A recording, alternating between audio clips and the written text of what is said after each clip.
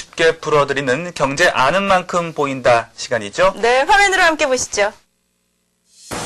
지난 1월에 열린 세계 경제 포럼에서 글로벌 리더들은 금융위기 이후의 성장을 이끌어갈 7대 경제 키워드를 제시했다.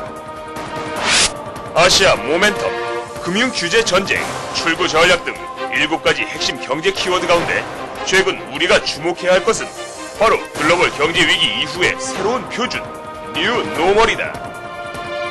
뉴 노멀은 세계 최대 채권 운용회사인 핌코의 모하메드 엘 에리안 최고 경영자가 중장기 전망 보고서에서 글로벌 금융위기 이후 시대의 화두로 제시하면서 널리 알려졌다. 경제 환경이 바뀜에 따라서 새롭게 부상하는 현상들을 이야기한다고 볼 수 있겠습니다. 금융위기 이후 향후 예를 들어서 2010년대에 세계 경제에 치명적으로 나타날 현상이 무엇인가 하는 게 지금 논의하고 있는데 뉴노멀의 정의라고 할 수 있겠습니다. 뉴노멀이라는 용어가 처음 쓰인 것은 2003년도로 되게 이야기가 되고 있습니다.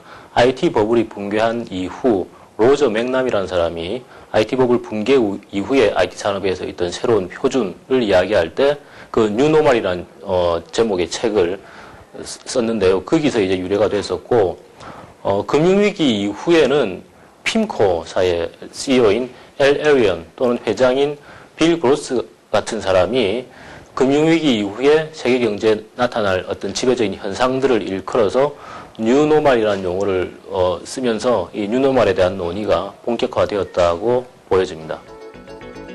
금융위기 이전의 올드 로마 시대는 고위험 시장의 모든 것을 믿고 맡기는 신뢰를 바탕으로 규제가 완화됐고 때문에 고위험 투자가 늘고 자산 가격의 버블을 초래하는 등 불안 요인이 컸다.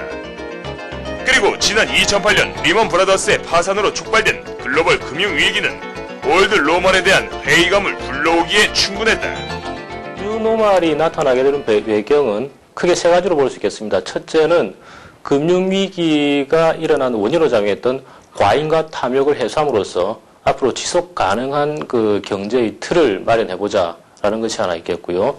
두 번째로는 과거 미국 주도의 일극 체제의 세계 질서가 변하면서 주도 세력의 변화가 불가피하다는 점이 있겠습니다. 그리고 마지막으로는 성장 동력의 약화와 어떤 시장 경제에서 초래될 수 있는 부작용을 해소하기 위해서 정부가 귀환한다라는 점입니다.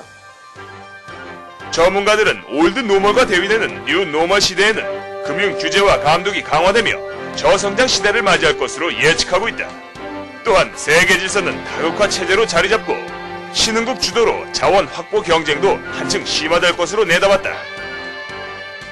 다시 말해 세계적인 저성장, 신흥국의 강세에 따른 다극 체제, 그리고 정부의 개입 확대.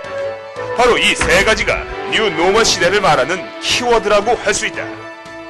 세계 경제의 변화된 흐름으로 인해 파생된 뉴 노멀은 올드 노멀에 대한 반성과 수정을 바탕으로 한 새로운 패러다임으로서 그 요구를 충족시킬 것이다. 글로벌 경제 위기 이후 세계 경제의 구조 변화를 통해 급부상하고 있는 뉴 노멀. 약이 될 수도 혹은 독이 될 수도 있는 이 새로운 패러다임 속에서 한국 경제의 발빠른 대처가 이루어지길 바란다.